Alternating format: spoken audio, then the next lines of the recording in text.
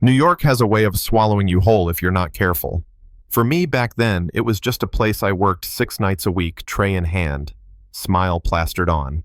My name's Elena Cruz, 20 years old, a waitress at one of those restaurants. So fancy the menus don't even bother printing prices. I was invisible there. Background noise for billionaires and socialites sipping wine older than I was. At least I thought I was invisible. Until one night, 7 little words changed my life. That night, a man sat alone in the corner booth. Everyone whispered about him, but no one wanted his table. He had that kind of presence, the type that makes even seasoned staff fumble. His name was Alexander Royce, a titan of industry, the kind of man who could buy a city block before breakfast. Cold eyes, sharp jawline, aura of grief hanging on him like an expensive suit that didn't fit anymore. The other servers avoided him like he was cursed, so of course they sent me the new girl. I walked over, tried to keep my hands steady.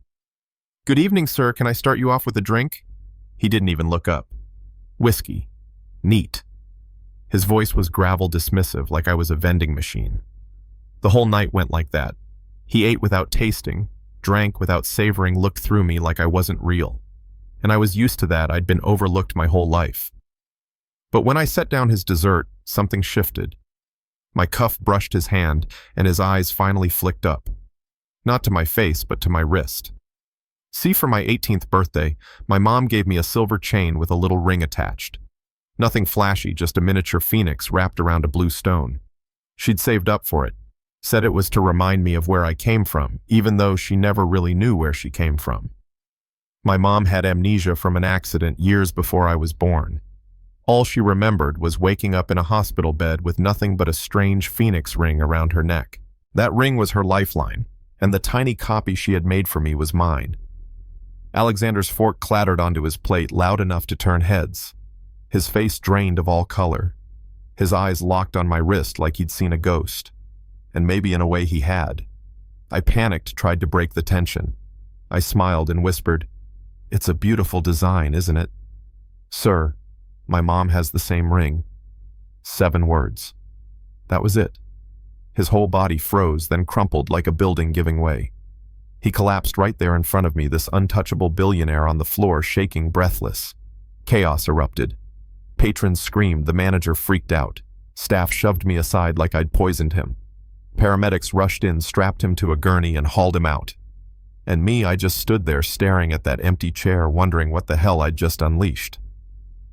The next day, the news ran wild: billionaire collapses at Midtown restaurant.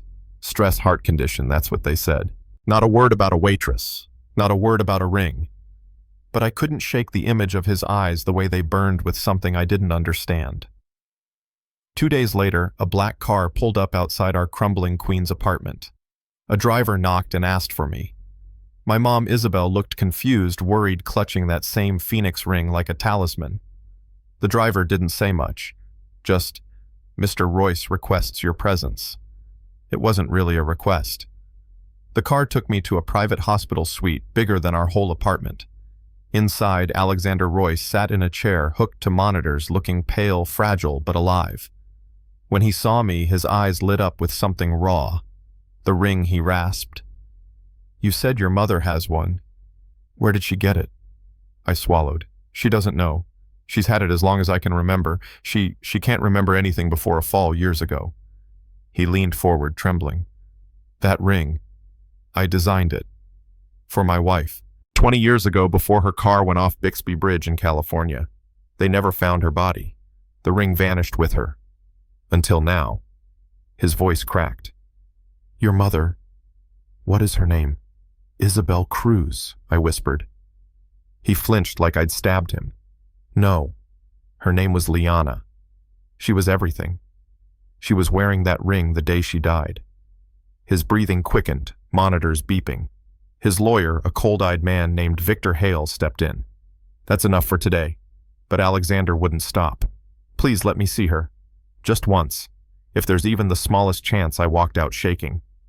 At home, my mom was humming off-key while watering her plants, same as always. Could this fragile woman really be the same glamorous wife of a billionaire? It sounded insane. But then I found an old shoebox in her closet. Inside, a faded Polaroid of her young and laughing arm wrapped around a younger Alexander Royce.